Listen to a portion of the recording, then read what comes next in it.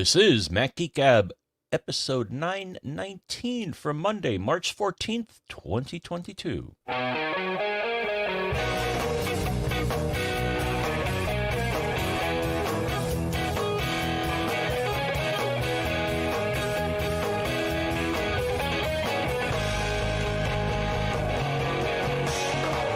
Greetings, folks, and welcome to MacGeek Gab here at MacGeekGab.com. Yes, we have rolled out our own site, so we are moving forward with that, too. It's very exciting.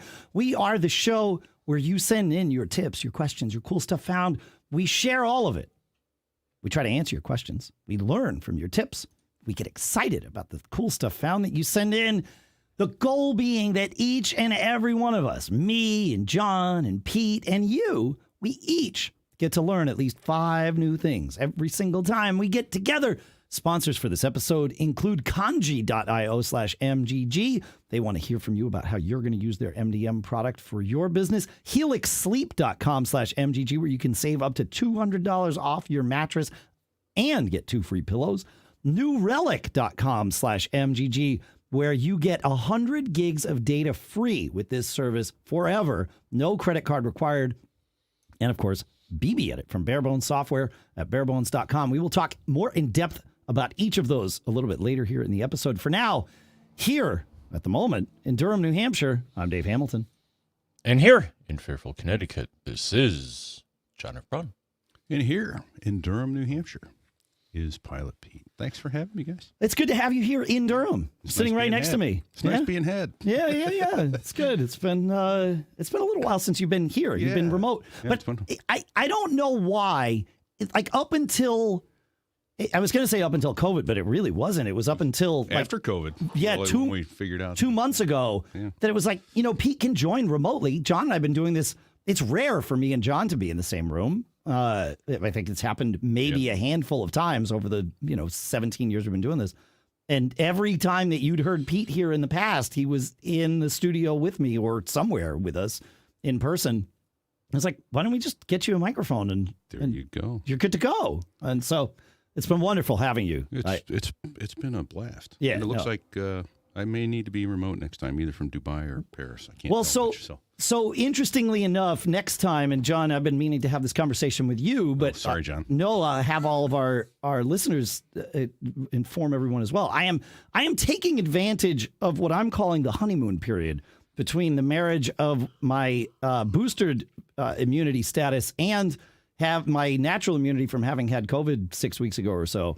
And I am making what for me is a long trip here. I'm heading on Tuesday, I think, down to Austin for South by Southwest. And then straight from there, I will be heading to LA for Podcast Movement Evolutions.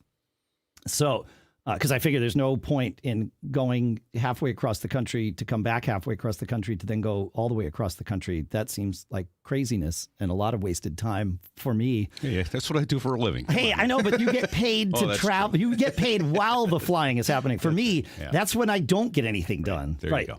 Yeah. So I am going to be on the road. Normally, we really try and record MGG before I travel, and maybe John and I will talk about recording something, before I go, but I'm leaving Tuesday. We're recording this Friday, so I don't know that it makes sense. I think the best thing to do is to just do one in the middle somewhere. So we will have to coordinate schedules because I'm not entirely sure when we're going to be recording MGG 920, but I'm going to figure it out. We'll figure it out together.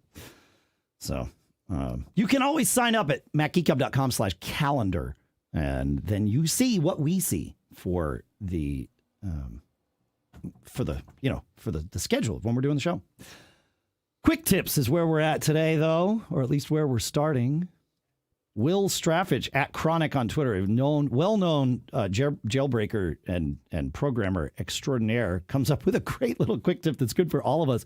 He says, if you put Safari in reader mode and then share the web page via email, the message that you create will also include the page's content in addition to the URL. Normally, when you share it via email, you just send the URL.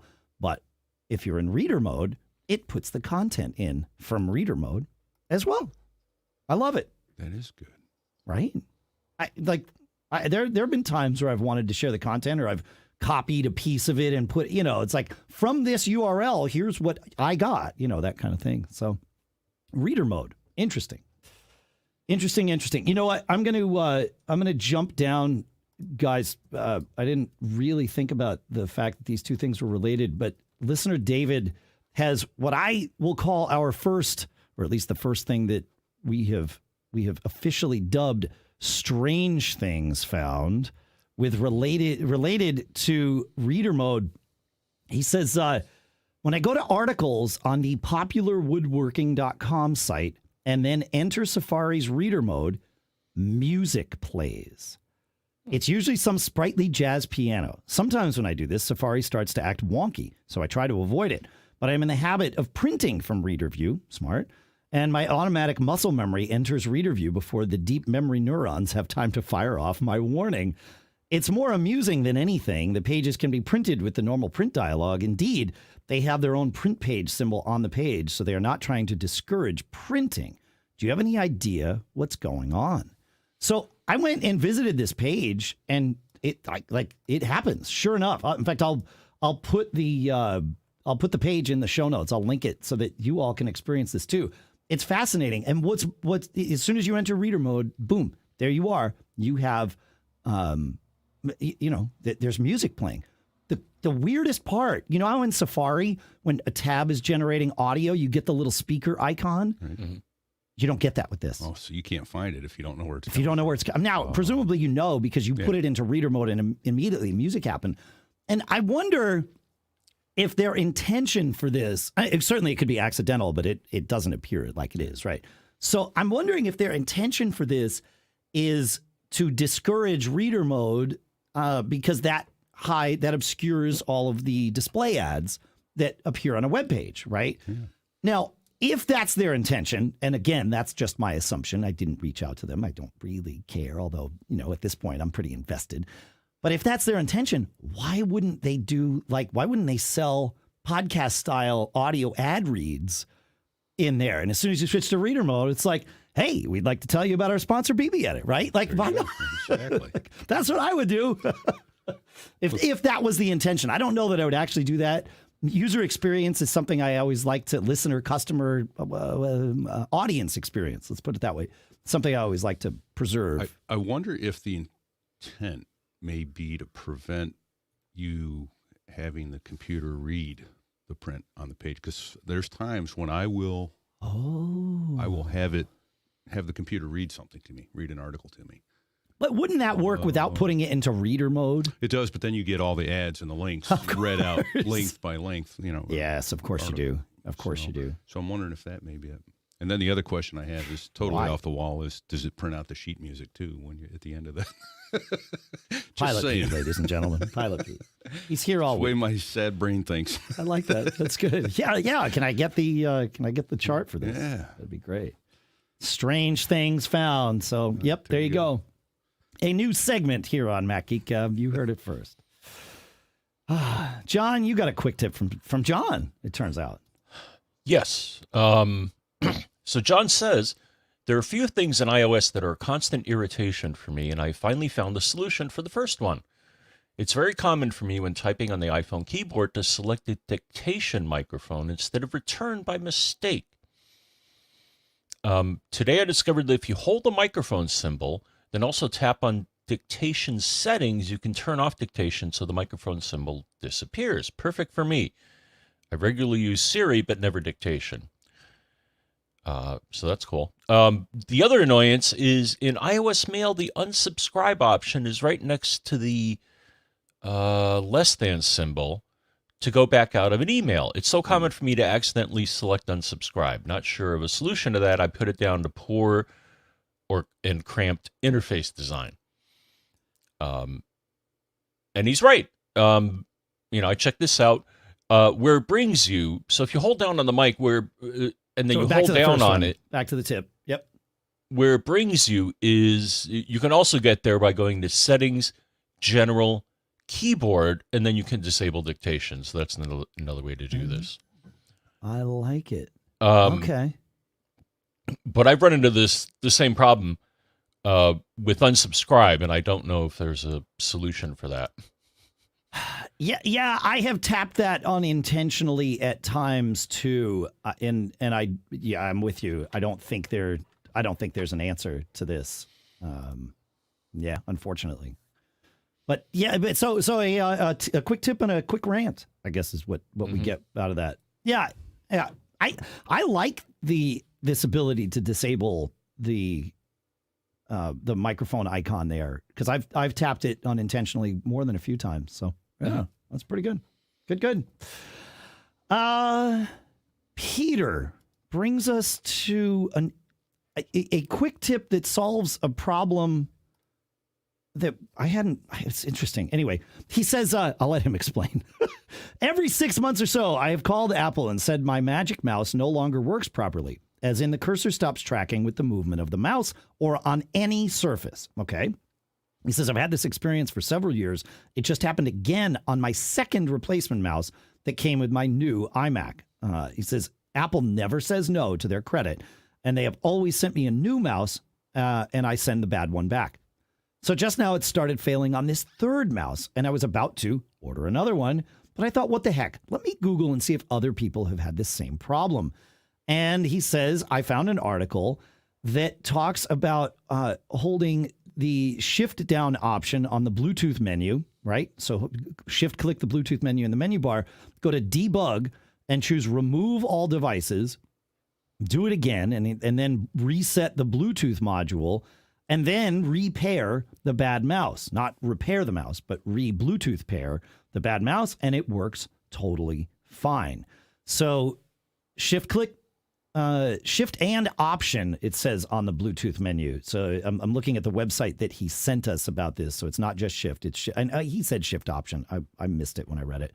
But he says, yeah, shift option on the Bluetooth menu, then choose debug, remove all devices, then shift option again and choose reset the Bluetooth module, and then go and pair your mouse again with your Mac. And he said that solved the problem. So that's really interesting. I never heard about, we knew about the reset the Bluetooth module. That's come up a few times over the years, but I never knew about that. That's like, I never heard it solving that problem. I'm not seeing that on this machine. All right. Well, let's take a look. I don't have my Bluetooth menu. Oh, I do have the Bluetooth menu in the menu bar. So if I go to the menu bar and I shift option, you are right. This doesn't appear to be They changed the Bluetooth menu in the latest OS, and I don't know why they did that. Yeah, that doesn't appear to be there. So you have to do we found a way to reset Bluetooth in the latest Monterey. All right, let's see if we can take a look here. Reset Bluetooth Monterey, because I'm pretty sure there's a command line way of doing this. Mac Reports, written by our friend Sir Hot Kurt, says with Big Sur, and earlier you hold down Shift and Option. You with Monterey, so for this it's just sudo pkill Bluetooth D is the command, and that does it. But then there is also, and my guess is for Peter's problem, one would have to do both of these things. So killing Bluetooth D just kills the process, but doesn't kill it doesn't reset any preferences. It just restarts it. The second thing that you have to do is delete /library/preferences/com.apple/bluetooth.plist. And we'll put a link to Sir Hot's article here in the show notes, because that's how you're going to do it on Monterey. Interesting. But I bet that works. I bet that solves it. Yeah. Yeah, killing that plist I file. wonder what the underlying reason is, though. Because I know people go years with never... I know, that's the thing, right? Is like, something in there is corrupting that file. Correct. Over and over for him. For him. Yeah. Yeah, exactly. Yeah. What setting is he changing that corrupts that file? Yeah. I know. Yeah. It's interesting. Yeah. All right. It's what we love about these things. We learn. Speaking of resetting systems, we have a note from Rand where he says, I have an Epson LabelWorks label printer. It takes 30-foot cartridges of plastic labels that print sharp letters and don't fade or smudge. It's small and can use Bluetooth or USB. Its half-inch label size is great for computer equipment, and it's Epson. I live by it. Recently, out of the blue, it stopped working, with the software saying the printer was not connected. Weirdly, it worked on an old Mavericks machine, but pooped out while on Mojave, he says. Reinstalling the proper driver did nothing. I stumbled on a reference to a procedure for wiping the Apple print system. Some of you may know where we're going with this. He says you go open up System Preferences, go into Printers, control-click the printer panel in the Printers and Scanners pane there. The printers will go away, but you get a Reset the Apple Print System option to click instead. After doing so, and then restarting my Mac, and then reinstalling the printer software, it now works again like a charm. He says the same trick helped me with a bulky Brother printer on my wife's new M1 iMac. So there you go. Yeah, reset that printing system. It's a hand. I think that's one of the first quick tips we talked about, probably even before we called them quick tips, John, years and years ago. And if you want, we have a new URL formula for Mac Geek Gab that makes life super easy and works for historical data. It's macgeekgab.com/episode/episode number. So if you want to listen to this episode, it'd be macgeekgab.com/episode/919. If you want to listen to the first episode, and I advise you to do so at your own peril, macgeekgab.com/episode/1. We'll get you there. Ooh. Yeah. Yep. It's there What's for the that world to gonna hear. sound like? Yeah. Yep. Anyway, there we are. Anything on that, John? Nope. All right. We've been talking a lot about macOS shortcuts, which obviously Monterey brings to us. I noticed something. If I went into shortcuts in macOS Monterey and I go to the preferences, there is an advanced section in preferences.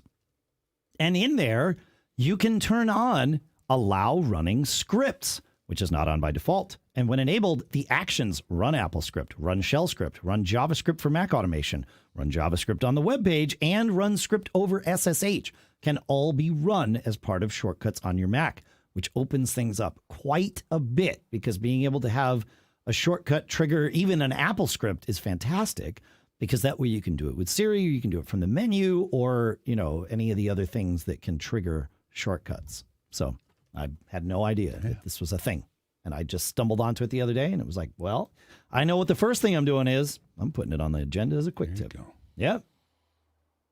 Yeah. You can also do it in Automator. Oh, correct. But Automator is not shortcuts. Understood. Right. Shortcuts comes from iOS and appears to be sort of the future of where these things are going. Not that Automator is going away. Not that AppleScript is going away, but I think shortcuts is a whole lot more, certainly more user-friendly than either of those options. So being able to run your little terminal command inside of a shortcut, or have someone who knows or is more comfortable with the terminal create you a shortcut, and then you've got a shortcut to use. It's pretty good. I like it. Is good. You want to take us to Paul, Mr. Braun? Sure. Maybe this is another strange thing found. I don't know. Okay. macOS has a neat feature that I found. It allows you to create a symbolic link on the root file system. You need to create an etc/synthetic.conf file with the following line. Directory and root and directory to map to. For example, to map home to users, just add the line home space users. After you edit the file, you need to reboot to have it take effect. For more information, type the following in the terminal. Man space synthetic.conf. We'll put this in the show notes. I'd never heard of the synthetic.conf file. It's interesting. My question, though, okay, so what he says is true, but why would you want to do this? Yeah, I feel the same way.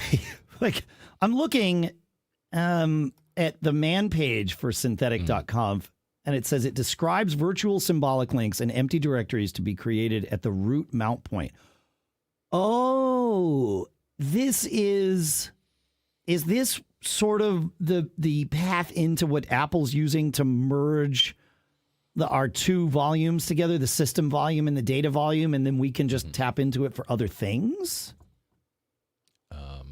That's right? kind of what the man page says, or I thought it did.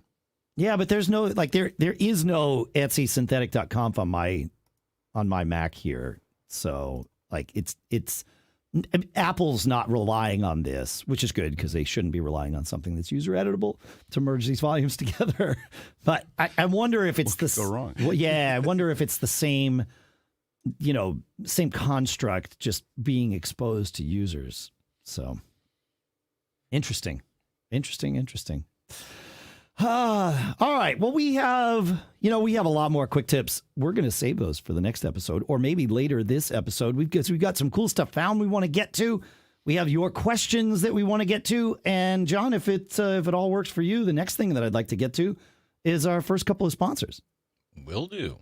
All right. Hey, you know how it goes. If you're a software engineer, you've been there. It's 9 p.m.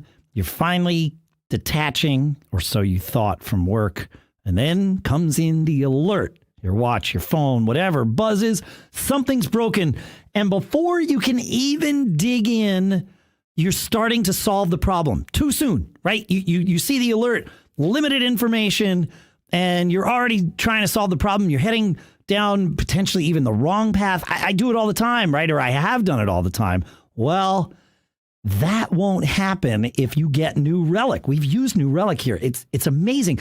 New Relic combines 16 different monitoring products that you normally buy separately so that you and your engineering teams can see across your entire software stack in one place. And more importantly, this blew me away the first time I saw it. You can pinpoint issues down to the line of code. Yeah.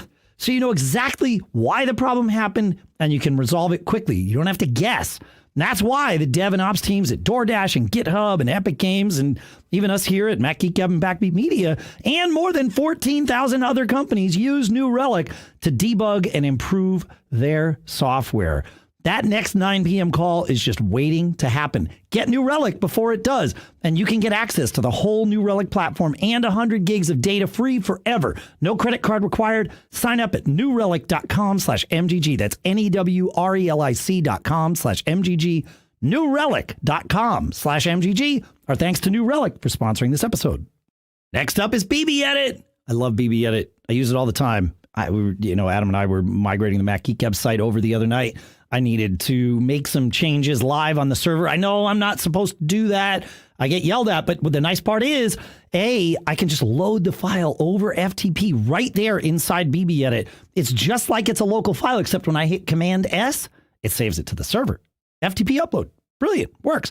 I can also undo and save it again if I screw things up, because sometimes when you're working on a live thing, I know you're not supposed to do it, but BBEdit makes it so easy for me. And then it's got backups and all that other stuff too.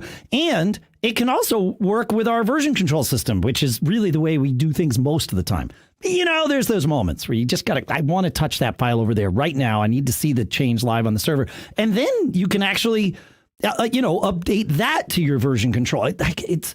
It works so well. And it doesn't just have to be used for, the geeky programming stuff. I use it all the time to compare two documents. I use it to count the words in a document. I use it from the terminal instead of, VI, Emacs, the Holy War. The answer is BBEdit, folks. It always has been. You just install their command line tools. You type BBEdit in the file name from the command line from the terminal there. Boom. It opens up in BBEdit. Now you get to actually, use your keyboard and mouse the way they were intended. You don't have to, be like an animal. BBEdit saves us from being like animals. Don't you want to be saved from being like having to live like an animal, right? That's why you're going to go to barebones.com. You get to download a 30-day fully functioning trial of the app. And then after that, either pay for it, which I highly recommend, or it runs in free mode, which takes some of the features away, but quite frankly, a lot of them remain. So go check it out. See what features you need. See whether it makes sense to use the free version or the paid version. And barebones.com. Our thanks to BBEdit for sponsoring this episode. All right. I have a cool stuff found. You know, I'm traveling. I'm doing this trip, and I know that I'm going to be on the road for like 11 days, and I'm definitely going to be working during this trip. So, and podcasting too, but also just regular work. And my laptop is great. I love my 13-inch Air. It's fantastic. I often will use my iPad in sidecar mode to give me a little more screen real estate while I'm traveling. But as I travel with an iPad mini, it doesn't add that much screen real estate. So, a little show and tell for those of you watching the video, but I will explain what I am showing here. The ThinkVision from Lenovo, the M14 portable monitor. It's this super thin and bus-powered 14-inch display. Connects via USB-C to your Mac. Pete, you might like something like this on the road.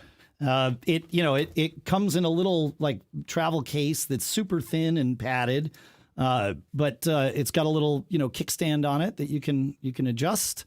It you plug in USB-C.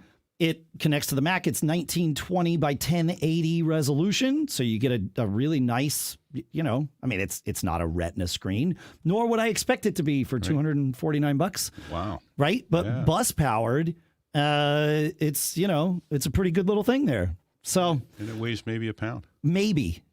Yeah. Yeah. I'm really stoked to be able to kind of play with this while we speakers in it. Yeah.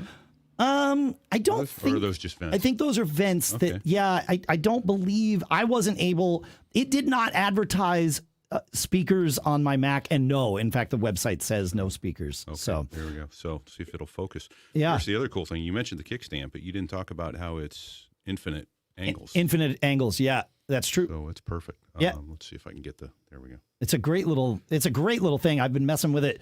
I love that it's bus powered. If you go to the spec sheet about this, you will find that for Windows and Android devices, so this will plug into my iOS devices, USB-C, on my iPad, certainly. No problem. I guess I should say it'll plug into my iPad OS devices. So power, I don't know what that middle one is, and then USB-C. The middle one is a lock. There's a little notch there to lock the cable to it. Yep.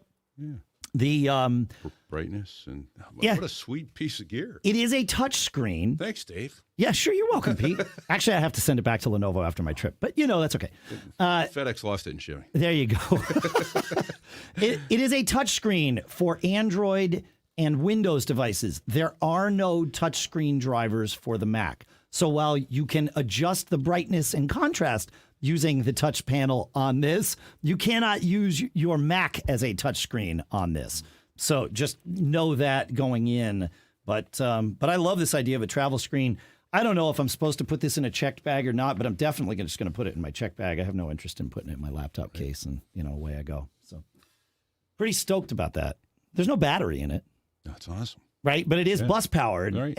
And it will pass bus power back through to your Mac. So I could plug power into it and then just get back to my hotel or whatever, my Airbnb, plug in the cable, and boom, now my Mac's charging. So it'll go power will flow either direction, which is cool. Very cool. I know. Yeah, I'm pretty stoked about this. So, any thoughts on that, Mr. Braun? Neat. There you go. Yeah. I've messed. ViewSonic has one too that I've messed with before. I think theirs is a slightly bigger 15-inch. It might be. I think so. And it works. I think ViewSonic's needs power was the difference on that. But just being able to have something that it. My son uses the ViewSonic one that I have in his dorm room, which is another place where space is of the essence. He doesn't always need the extra screen, but when he wants it, he can just pull it out and put it up. So yeah, cool stuff. That's why I said it. Cool stuff. Man. Want to take us to Joe, Mr. Braun? Yeah. Okay. Let's see. Joe, of course, there's also Sidecar, right? Well, that's what I said. Yeah, moved. I'll use Sidecar. But with an iPad Mini, it doesn't give me a whole lot of space. So I want more. I'm picky. That's how I am.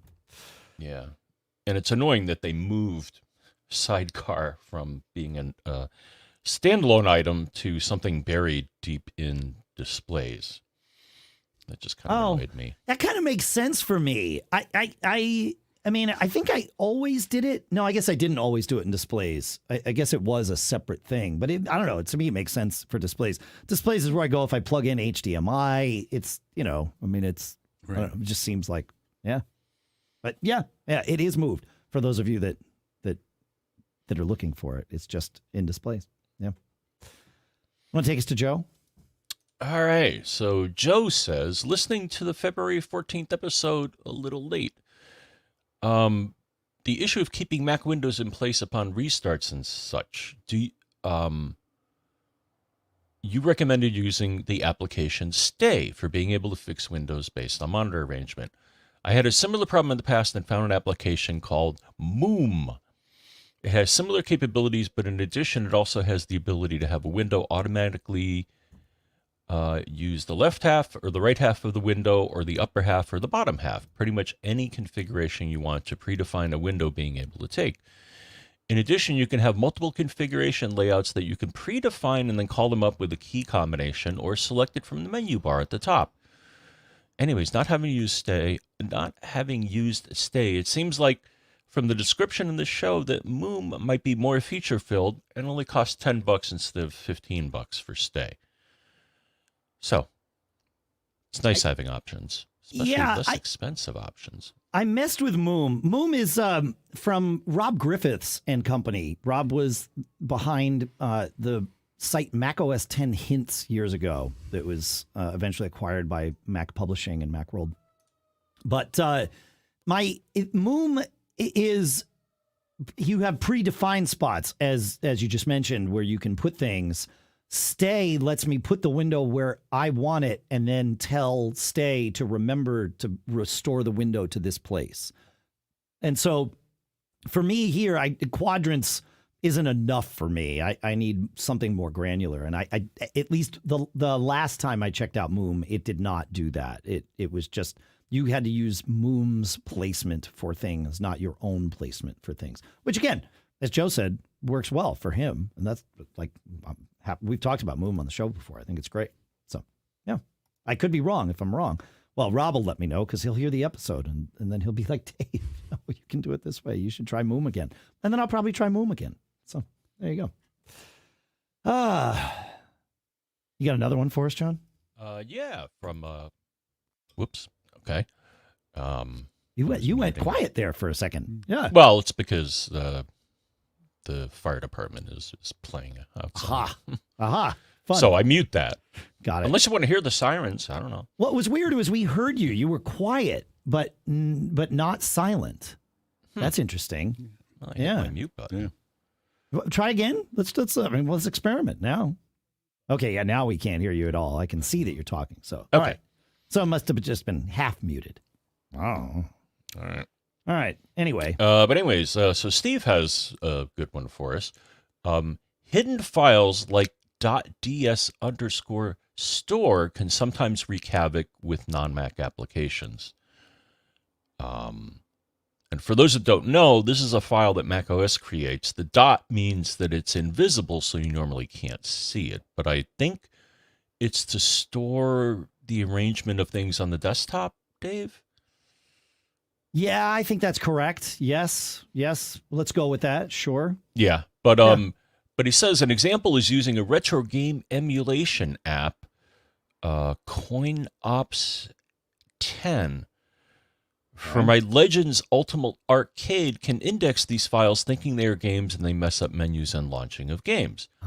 These files are also a nuisance to users of other operating systems and will clutter up any external USB drive or network attack volume or folder. An app called BlueHarvest, which you can go to their site or the Mac App Store, will watch for any external non-Mac formatted drives and quietly delete these hidden files as they are written. You can configure which file types to delete. It can also clean the files on demand when you plug in a drive. For Synology users, it can also delete the Synology hidden file @EADIR. Yeah. I didn't know about that. Yeah, that's a thing that appears on Synology volumes for sure. Yeah, okay. Interesting.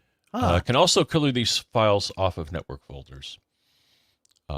So that's cool. Thank you. And then he also points out a bonus item here. Paragon makes apps which allow you to read and write NTFS drives and ext4, which is typically a Linux drives on the Mac. Yeah, I don't think we've talked about them in a while. Yeah. Good point. Yeah. I think normally, Mac OS will only let you read NTFS, right? I believe that's still the case. It's mounted read only. Yeah, that's right. Yeah. Cool. And Fun. for EXTFS, I think I still use this. I haven't used it recently, but I think Fuse is another thing that'll let you look at different. Is Mac Fuse even still a thing? Yeah. I have it on one of my machines. What the heck is that noise? Sounds like water. There is a there's a big fan. Keep talking. I'm gonna turn that thing off. Keep talking though. Keep talking, John. Yep. Oh, okay. I'm gonna keep talking. Thank you, sir. Water. It's not I don't talking. know. It's fine. No, it's just a fan. Back to the show. Yeah. When someone's doing this, vamp, stretch for time. Yes, please do that. Yeah, I have a Sensibo air filter. I could have done it from my phone, but it was faster to just walk over and hit the button. I have a Sensibo air filter in the studio, and it occasionally will notice that the air quality is such that it needs to process more quickly. Wasn't me. Right. It wasn't Pete. That's right. But it does happen, like when there's multiple humans in here, the air gets a little more humid, and so it does its processing. And I like that Sensibo thing. If I wasn't in the middle of the show, I would have just let it do its thing. Yeah. And really, it's not usually an issue because I don't have a microphone aimed that direction. But with Pete here today, I do. Picked it right up. It picked it right up. But it's a great little air filter, and it's iOS. And an inadvertent cool stuff fan. Yeah, exactly. Yeah, it's got an iOS app, that you can control it with and all that stuff. So really what I need to do is put a schedule in there that says just like turn it off while I'm doing the show or something. But yeah, I'll put it up. It's the Sensibo Pure. I am 90% sure that's what it is. So fun. Makes it, it's good stuff. Yeah. I like having it up here. It was something I was happy to put up here when we first started rehearsing as COVID was. It was long before vaccinations were a thing, but three of us in one of the bands I'm in were able to get tested at UNH where because I was a professor there last year, and they are professors there still. I guess I'm on sabbatical. Anyway, does that count after teaching just one class once? Permanent sabbatical? No, not permanent. I may come back to it. Yeah, I did not enjoy teaching during times of COVID for a variety of reasons. I mean, it was tough. I mean, doing a podcasting class while everybody either had to wear masks or be distant. I don't know. It wasn't my thing.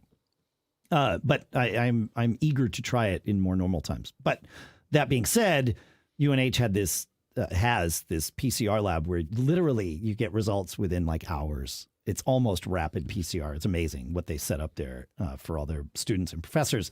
And so we were able to all go get tested, not leave our homes and then come here and jam, which was amazing to be able to like, yeah. But, having the air filter made me happier. So anyway, plus also I just have smelly musicians in the room all the time. And so let's be honest, it makes a huge difference. You know what it makes a difference with is if somebody leaves an empty beer can up here, because that stuff over, this studio doesn't have a lot of ventilation because it's super soundproofed and it stinks the next day, like awful. Yeah. So. Speaking of tests, Dave, did you know that you can order more free kits? I noticed that you can order more antigen tests. Yeah, they doubled up. They let Holmes order now two batches of 4. Amazing. Yeah, actually mine is coming today because nice.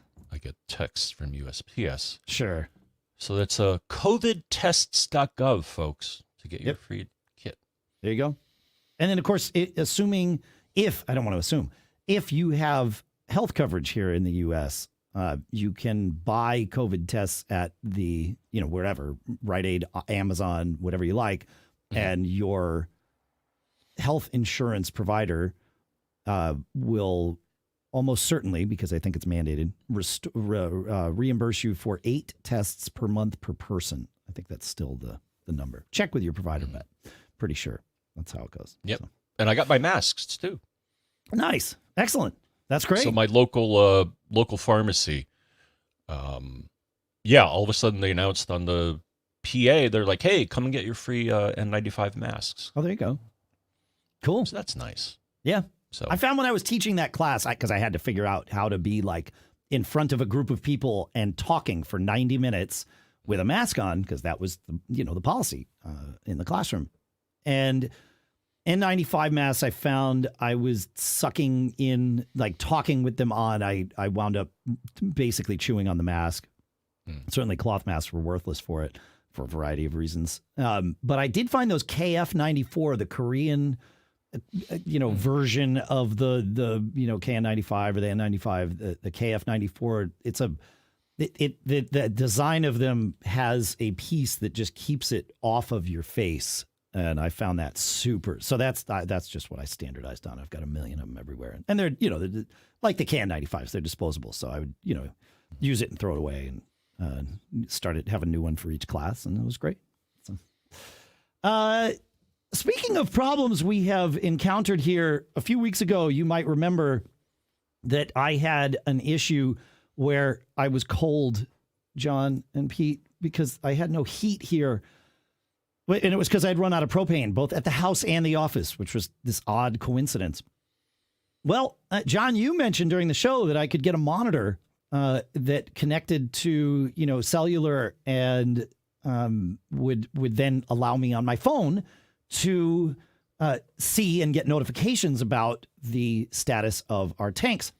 The good news is one of our propane companies told me that they were going to put one on our tanks. They also were the one we have 200 gallons worth of, we have 200 gallon tanks at the house and 100 gallon tank here at the office, or maybe it's 200 gallon tanks. I don't know, whatever it is. We have double the size tanks at the house that we have at the office. DF Richard is the company we have at the house. Irving is the company we have here at the office for anybody that's local. For those of you, it doesn't matter. So we had to fill up the tanks. The tanks at the house, all the tanks, on the same day. So prices are the same. All else is equal. 2 different propane companies. The double set of tanks at the house cost me 30% more than the single tank here at the office. It also turns out that the company that filled my tanks at the house, DF Richard, were the ones that were going to put a free monitor on my tank. I will let you guess what happened next. We now have that company serving both the house and the office, and they put these NE-Vo monitors on, NEE-VO, though really I think it's, whatever if your propane provider will do it. But it's a simple little app. Obviously, they get to see the results of the readings, which is the most important thing, so they know when to come. But I can set alerts for 2 different levels of the tank. So I have it set to alert me at 30% and at 20%. And since we've had the monitors on there, I see it get to 30%. And then often the same day, I get another alert, which is the third alert you can set. And that is when your tank has been filled. And there are no more problems. They don't have to worry about predictive engines to know when to come and fill us up. They know exactly where we are. They can use that to schedule their trucks, and they're good to go. So, very handy little thing. And yeah, it connects to whatever some version of the cellular network. I don't know what it is, but it took the guy all of about 8 seconds to put this monitor on the tank. Nice. Yeah, I don't know. It taps into the mechanical gauge on the top of the tank. I don't know how. I didn't see him do it because it happened so quickly. We were just having a conversation and he walked away from the tank. I'm like, "You're done?" He's like, "Yeah, it just snaps right on there." I'm like, "Oh, okay, cool, great." So I think you can, as you pointed out, John, I think you can get these things on your own if you want, but check with your propane company because they might do it for you. So, yeah, I'm surprised you don't have a direct to the house option. We don't have propane in the neighborhood. I would say most of the world doesn't have propane to the neighborhood. You don't have propane to your neighborhood, right, Pete? We do not. Yeah. No. And then when our heater broke for the pool, the tank sat there for 2 years. I finally said, get it out of here. Yeah, just no take more the tank. propane. Yeah, we don't have the only thing we have is electric and then either cable, phone or fiber. So we have wires to the house, but we don't have pipes to the house. Yeah. I mean, we're in like 2-acre zoning here. I don't think it would make sense to pump water. I mean, we have a well for water and we have, propane. I mean, it's been like that in every house I've owned that we've had electric and we've had the wires, but we've always had a well. Yeah. And always had whatever, like our house in Austin or in Buda. But in Austin proper, we didn't own that house. We rented it. That we had natural gas coming from the street and water coming from the street. Oh, okay. But that was a city, you know. Yeah. But I guarantee you where you grew up, John, you didn't. I would be shocked if you had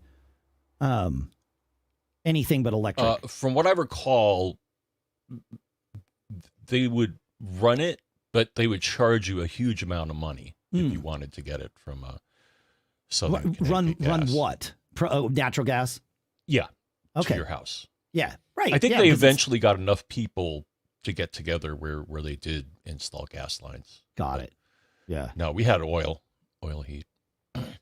Right. I think we even had the same thing with cable for a while, is that they're like, well, we're not going to run cable to your place because you live in the sticks. And it's like, oh, thanks for nothing. Yeah. Yeah. No, that's how it works. I mean, I've told the story on the show about how we got an ISDN line at our house in Buda, which is a town just outside of Austin. But, we were on 3 acres there, and I think we had a smaller plot of land. We had horses at home and things like that. And it took months to get this ISDN line. The way it worked, because of the way the government provisioning or I think it was GTE served the area, the rural areas outside of or around Austin. And we had a different company that served Austin itself. And GTE's deal was they had to provide all of, this list of services, and ISDN lines were one of them. But no one in my switch had ever ordered one. So I called up and ordered one the day we we got the offer accepted on the house. I'm like, hey, can we do ISDN? They're like, yep. I'm like, what's the cost? They're like, it's whatever, $45 a month. I'm like, is there a contract? They're like, nope. I'm like, great. What's the installation time? They're like, well, we have a 60-day window to install it. That's the deal. I'm like, okay, fine. So, we closed on the house maybe 45 days later. I'm calling them. Are we still good? This is the appointment day you gave me. We still good? They're like, yep. Day of the appointment, I'm home. I took the day off of work. They call me up and they're like, yeah, so this is the day that the local switch office got the order for it. They're like, we don't have this here. Like we are not equipped for ISDN here, but you're right. Like you ordered it and that is your right. And we've ordered the gear, but they didn't tell us until today that we needed to have this. I was like, okay, so how long is that going to take? They're like, it's probably another, whatever, week or 10 days. It wasn't terribly long. I was like, okay, well, let me know and then we'll do it. And the guy's like, yeah. And so, they came out 10 days later, whatever it was. And the guy was telling me how they had ordered $70,000 worth of equipment to put ISDN at the head end or switch or, central office, whatever the name of it was. And then, we had to, ISDN goes over a copper pair, and we had one copper pair coming to the house, and we needed to run a line that had two.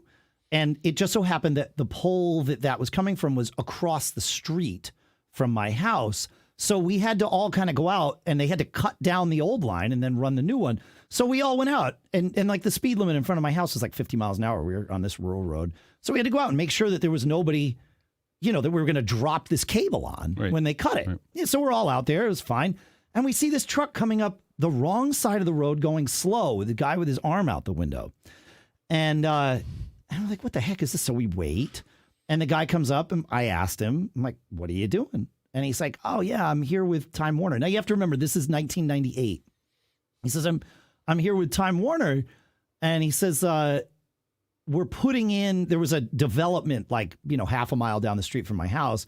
He's like, we're putting in cable in that development, and I'm here measuring to see how many houses there are per mile or whatever between our head end and that development to see if it makes sense to put cable in, digital cable in here, which was brand new at the time. And I said, that would mean Roadrunner, the cable modem service too, right? He's like, yeah. I'm like, well, it's like, are there enough? He's like, the decision's not up to me. I'm like, yeah, but you do this. You know better than anybody today. Yeah. He's like, yeah, they're definitely going to do it. And the faces on the ISDN guys, there were 4 of them out there installing this line with no contract, were like, well, do you still want us to run the line? And I'm like, yep, I'm going to use it for as long as I have to. Until cable gets here. Until Roadrunner gets here for, 10 times the speed for the same price or whatever. So it's great. We went from having satellite dish, which was our only option. We had, I don't know whether it was DirecTV or dish. I can't remember. We had satellite dish, phone, electric, and then ISDN, which was also phone, run to the house for a little while. And then cable came in. I don't know. I think that was August that we moved in and had the ISDN line installed. And I think by October we were on a cable modem. Nice. Had that ISDN line for 2 months. So anyway. Same thing's about to happen here. They're running fiber to my neighborhood. They ran it to mine. We're on a fiber connection right now. Yeah. Beautiful. Yeah, no, it's the way to go. It's so good. All right. We have more stuff to talk about. Questions, tips, cool stuff found. The next thing I would love to do, if it's all right by you, Mr. Braun, is talk about our next couple of sponsors. Sounds great. All right. Well, as you know, I'm about to head out on a long road trip for me, 11 days. I'll be in Austin for South by Southwest and LA for Podcast Movement Evolutions, and I'm looking forward to it. But there's a few things that I'm going to miss. My family, of course, is one of them. Another one is my Helix mattress. I have been sleeping so well for the last year here at home on my Helix mattress. It is fantastic. And you can do it too. HelixSleep.com/MGG has this quiz that takes just 2 minutes to complete and matches your body type and sleep preferences to the perfect mattress for you. Everybody's unique, and Helix knows this, right? So they have several different mattress models to choose from: soft, medium, firm, mattresses that are great for cooling you down if you sleep hot, and even a Helix Plus mattress for plus size folks. So Lisa and I took the quiz, and the quiz can be taken by one person or 2 people. It's like totally built to do that. We were matched with the Midnight mattress because we wanted something that's kind of, they say that's their most popular mattress, I think, on the website. It's medium. I sleep on my side, as does Lisa. It's fantastic. We got it about a year ago, maybe a little more, and it changed how comfortable we were when we slept. It changed our quality of sleep. It's really great. So if you're looking for a mattress, go take the quiz, order the mattress that you're matched to. Also, Helix is offering up to $200 off all mattress orders and 2 free pillows for our listeners at HelixSleep.com/MGG. Go to HelixSleep.com/MGG, take the quiz, and you're on your way. Thanks to Helix Sleep for sponsoring this episode. I know a lot of you out there are Apple admins, and I know that you know that the more you let your users control which apps are installed on their devices, the better your life is. And our sponsor, Kandji, Kandji, their self-service app lets you do just that on both iOS and macOS. It shows users your curated list of apps that they can then install on their own. You get to customize that self-service app with your own branding, your own help text, your own software categories, and then apps installed in the auto app catalog can also be set to deliver via self-service. And once installed, they're kept patched automatically. Most MDM solutions give you the tools to help you manually achieve general security compliance. But with Kandji, the scripts, controls, and settings needed to achieve that compliance have already been built and are organized into these easy-to-use templates. And that's because Kandji's been focused on device autonomy through automated remediation since they first started. If an app is uninstalled or a setting is changed, the Kandji agent detects it and fixes it, saving you time and stress. And Kandji wants to hear from you. They want to know what you want to do, and then they want to work with you to make it happen. Go to Kandji, KANDJI.io/MGG, Kandji.io/MGG for a free demo or trial. You're going to want to check it out, Kandji.io/MGG. And our thanks to Kandji for sponsoring this episode.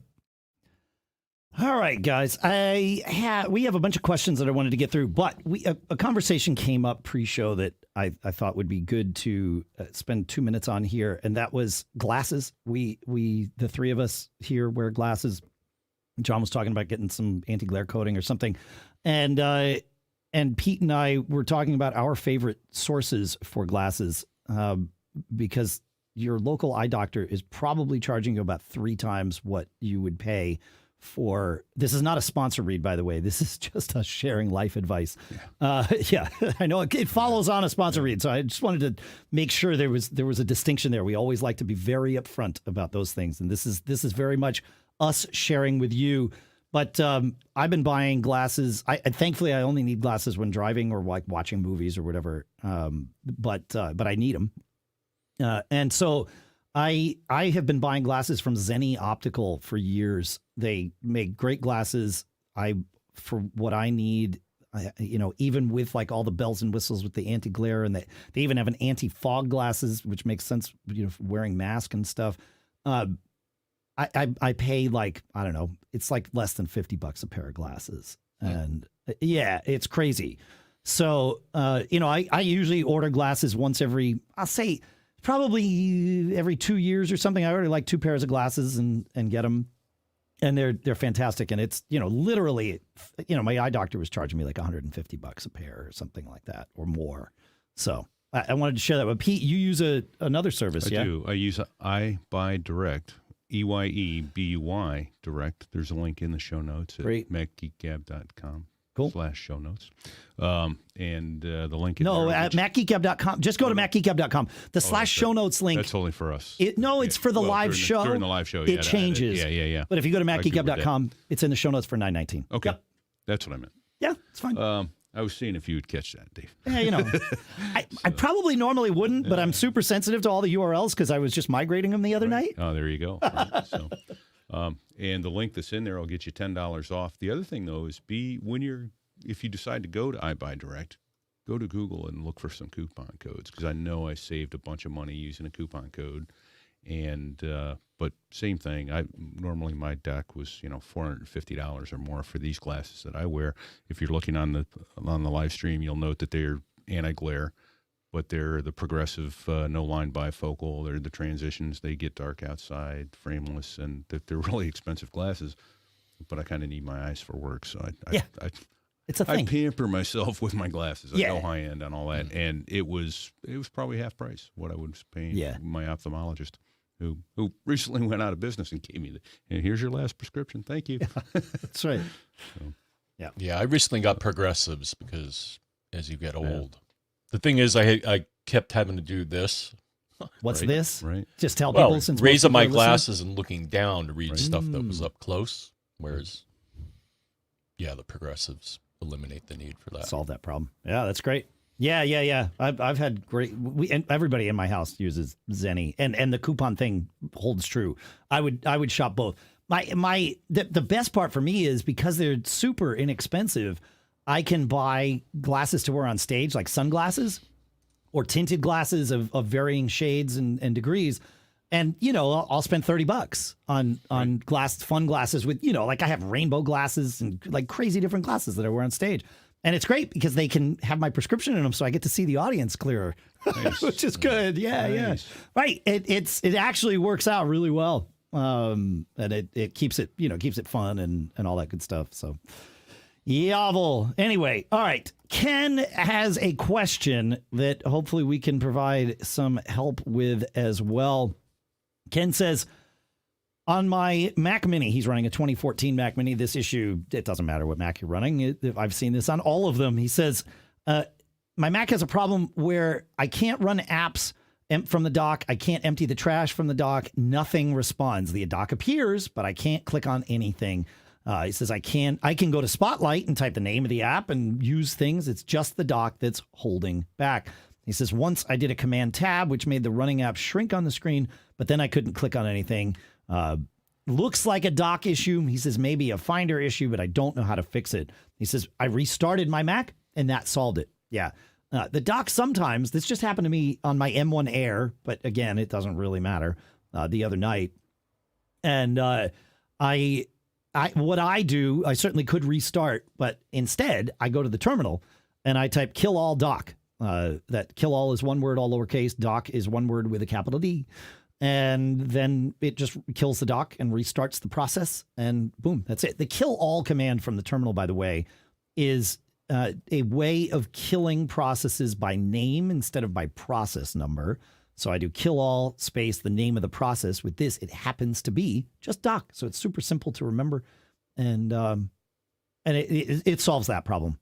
It doesn't happen to me often, but it does happen. So kill all dock. That's it. Have you guys ever seen that? Fortunately, no. Interesting. Yeah. Yeah. All right. But, Yeah. I don't know. that's awesome. Then, I just type Easy fix. command kill all. It's, Yeah, kill all's a handy command. Yeah.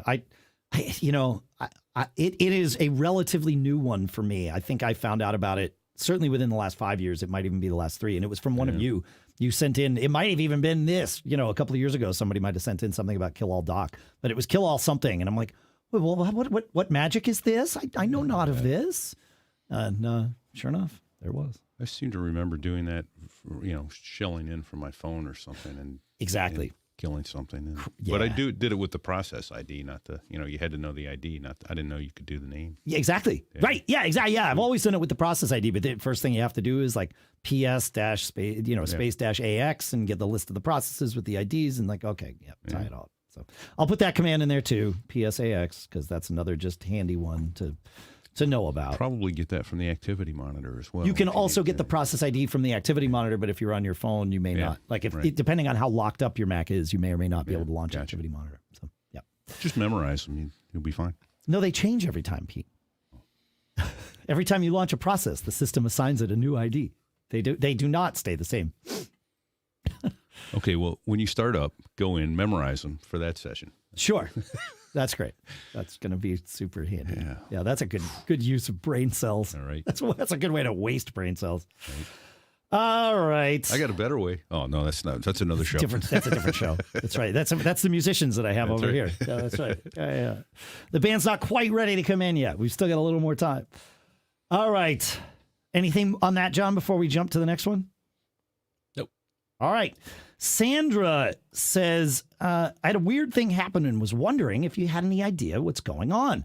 I was at a restaurant recently where the bill that was handed to me contained a QR code and the total price before tip. The idea is that you're supposed to use your iPhone camera, your phone's camera, scan the code, then click the button that comes up and say, pay your bill now. However, when I used my iPhone 12 Pro to do so, the phone transferred to a blank Safari page that said something to the effect of, Safari can't verify this site. Both of my companions' iPhones, an iPhone 13 mini and an iPhone 11, if that matters, I don't think it does, read the code and got a button that said, pay your bill now. That's a nice way of getting your friends to pay the bill. There you go. Yep. And when they clicked on it, they were taken to a web page where they could add a tip and pay the bill. When we returned home, I decided to try reading the code again, and I got the pay your bill now button. Any idea what was going on with my phone? I looked in settings and didn't see anything that might have caused it. If any of you have a guess, I'm happy to let you guess. I'm pretty sure I know what's going on, but mine's a guess too, as often it is. Anyone? Ooh. She was using Safari? Well, no. Yes. But I don't think that was the issue. Oh, okay. Well, in a sense, though, it might be, but not specifically Safari. I think it was iCloud Private Relay. Okay. This is a thing that I've seen, especially with secure sites. It's not supposed to happen. It's not how iCloud Private Relay is built. But you are proxying through another server when iCloud Private Relay is running, and that can cause trouble, right? It's not supposed to, but it can. Then why did her friends pay? Aren't they going through the same iCloud? Not necessarily. Okay. Even if they have iCloud Private Relay turned on, which they may not, they're still they might be going through a different server that's not being, that's not having any trouble. If you go to settings, iCloud, which means tapping on your name, and then Private Relay Beta, you can turn that setting off on iOS 15. And if that doesn't do it, there are two other places that you can look. I think for what Sandra was seeing, it is iCloud Private Relay and not the subset of it, which is the limit IP address tracking. But that is something you can turn off both for cellular and for Wi-Fi. So you go to settings, cellular, you choose your plan, and then limit IP address tracking. You turn that off. And essentially the same thing on Wi-Fi. You go to Wi-Fi, settings, Wi-Fi. All right, you go to settings, Wi-Fi, and then hit the little I next to your network, the little info button I. And then there will be an option there for limit IP address tracking. That is per Wi-Fi network. So you can try turning that off. Generally, the limit tracking doesn't impact the loading of sites like Sandra saw, but it certainly, depending on if Apple classifies the entire website as a tracker, it could. So, those would be the places that I would look to solve that. But it sounds like the problem was solved. Your friends paid for lunch. So yeah, that's a win. There you go. You need to take a screenshot of that and show them that every time. I like it. Sorry. Can't help you. I wish I could. This would be, I really want to pay. A friend of mine, actually Scott Jordan, who runs Scotty Vest, was posting the other day. He saw one of these same things. And his complaint about it worked for him, but he couldn't split the bill. There was no option to split the bill with that, thing. And I mean, it's like there's always something, but it was an interesting observation that it's like, right, you can't do it that way. But you can always use like Venmo or whatever to, yeah. All right. Go ahead. Yeah. I had something similar. Though I'm sure it's not in this case, but it could be. Sure. A lot of places offer free Wi-Fi. Here's something funny that I found, and I actually told the people at my local grocery store, because they have free Wi-Fi. A lot of people offer it, but they were also using a filtering product. I think it was from Cisco. Because what I tried to do, so I also play the lottery. On my phone, I was connected to their Wi-Fi, and I tried to go to the Connecticut lottery site to look something up, and it's like, nope, not going to let you. Sure. I'm like, dude, you sell lottery tickets, so why are you filtering out my going to? And I think the classification was gambling, and apparently, I guess they didn't want you to connect to gambling sites. But it's like, right. But you sell lottery tickets, right. I honestly, I think you might be right, John. I think there's a better than even chance that Sandra's phone was connected to the local yet crappy Wi-Fi at the restaurant, and her friends' phones were just connected to cellular, and so Sandra had they didn't have trouble connecting. I mean, I think we've all seen that where you connect to whatever, store Wi-Fi here for free.com or whatever, and you're that's it. Like, you can't get any data. So that may have been it. Yeah. Yeah, I mean, they filtered other stuff, which makes sense, like adult sites. I mean, sure. Yeah, okay, that, but... Sure. Couldn't get to any of those either, John. That's right. John was testing. Just testing. He's just testing. It's research. I was. For the show. Research. Yeah. That's right. For the show. Yeah, that's right. Yeah, it's all tax deductible, too. That's right. Does that make your lottery tickets tax deductible now that you talked about them on the show and worked that in? Nicely. As a piece of valuable advice. Give it a shot. What could go wrong? What could go wrong? Yeah. That would be amazing. Gambling losses. Yeah, it would be gambling. I mean, actually, you don't even need to, that doesn't even need to be on your Schedule C, right? I'm not an accountant. Please don't follow me for accounting advice. You barely. But we play one on the show. It's barely good for you to follow me for tech advice, folks. Medical advice, accounting advice, I make it up as I go, just like I do the tech stuff. But Now, if you're into legalized gambling, otherwise known as the stock market, you can write off your margin interest. Yeah. Of course, right. Yeah. Yeah, but you're right. You can write off gambling losses. Yeah. Mm-hmm. Yeah. Yep. You have to take the gains. Legit. Yeah. That's legit. Yeah. Yeah, for sure. And legalized, like your lottery is legalized gambling. And if you have, casinos that are open under the law, that would also be legalized gambling. So it's not just the stock market. Yeah.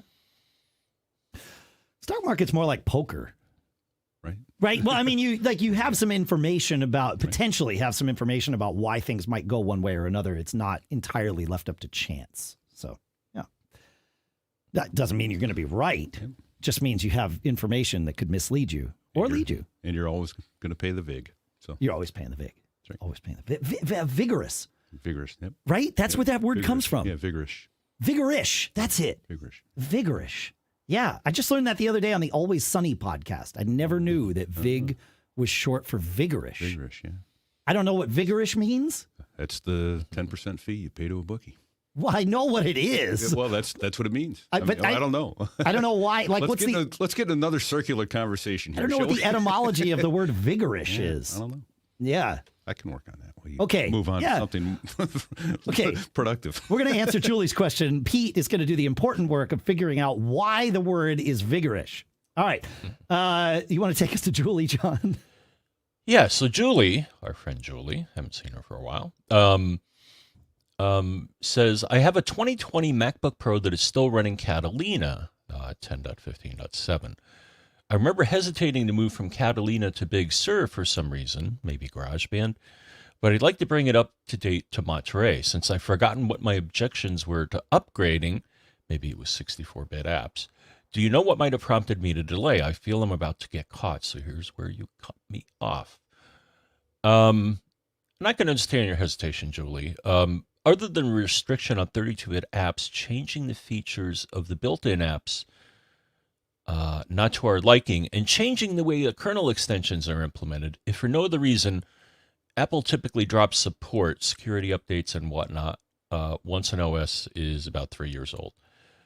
I found this little ditty that confirms this, and it was an article at a educational or campus, and they pretty much say the same thing. They're like, we're not going to support this operating system moving forward, so please upgrade. Yeah. So that's what I got to say. So I would suggest that, yes, you do upgrade. Yeah, I would agree with that. I upgraded. All of my Macs are now on Monterey or whatever their the most up-to-date OS they can be is. The Studio Mac, as I've mentioned, the one here in the podcast studio, is the one I update the slowest, but all the drivers were there for all my hardware and such, and it was I talked about this a couple weeks ago, but it was a non-issue. Yeah, so I think unless you have a very specific reason not to upgrade, and certainly you might, if you've got some special hardware or even special software that is not compatible with a newer OS, then I would say I agree. I agree with John. I think you're right there.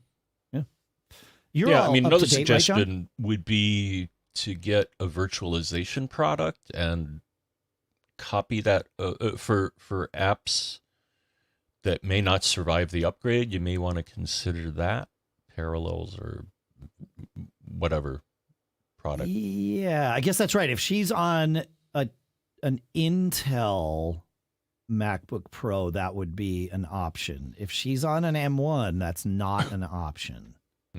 Right? I don't think you can even virtualize macOS on an M1, and maybe I'm wrong about that. Interesting. Yeah. Right? You certainly can't virtualize Intel Windows or even emulate an Intel and run Windows on an M1, at least not as of the last time I checked. I don't know about macOS, though, so that would be the question there.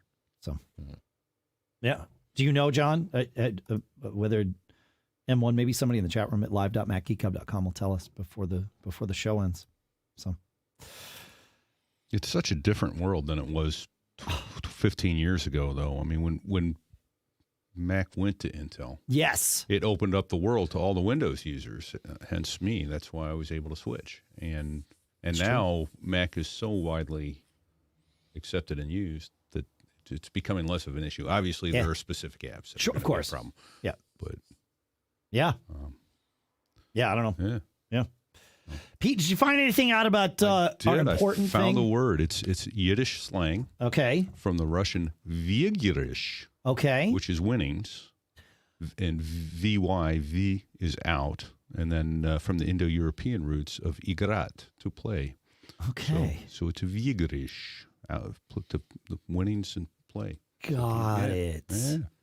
Interesting. So does that count as one of the 5 things? I think it does, definitely. It's a big. I mean, like I said, I learned that the word is vigorish on the Always Sunny podcast, which is like 3 guys talking, and well, perhaps not dissimilar to us. super irreverent, like way more irreverent than us. I think Rob McElhenney. Hey, I can bring it. Yeah, no, we can all bring it. We just usually don't. Okay. Rob McElhenney's answer to that question when the other guys asked, where does that come from? He said, no, he grew up in the streets of Philadelphia. He's like, that's some Goomba word. Yeah. Like, well, that doesn't so actually that's not correct because I think it's Yiddish. Exactly. Yeah. So, but yeah, interesting. Vigorish. All right. Well, at least now we know. There you go. This is what we do here. But John can do math, so that surprises me. He plays the lottery. Yeah. Because, right, what's the lottery? Attack on people who can't do math. That is, if we're going to be irreverent about things. There you go. And John, I guess maybe I can't do math. No, I play the lottery too. Do you really? Yeah. It's, every now and then. Especially, yeah. But not unless it's about 300 million or more. It's just not worth my dollar for 250 million. I mean. Yeah. Well, the good news is in the chat here, Mark Withers asks, is that the red Vigorish or the black Vigorish? Yeah. So. Yes. Yes, it is. Yeah. That would make... No, it's not. That would make a fantastic show title. Yeah. Although, without context, I fear someone might read that and think the worst. Oh, yeah. Well, there's that. There is that. But I was thinking how not to waste brain cells, but, That's a much better show title. See?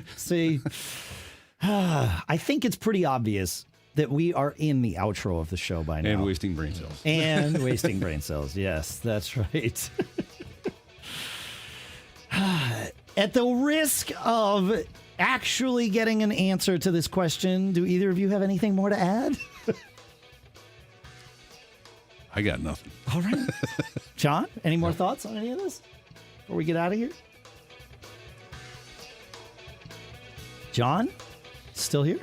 He's nodding, no. Yep. Yeah. Okay. Yeah. Nod louder, John. We are an audio show. Just because we can see each other, we're still an audio show. Yeah. All right. How not to waste brain cells, folks. Well, I think we've given you some examples of how to fill your brain cells with valuable things and perhaps some ways of perhaps hurting them. But maybe not too many ways of hurting them. We don't like to hurt anybody. No. It's never the goal.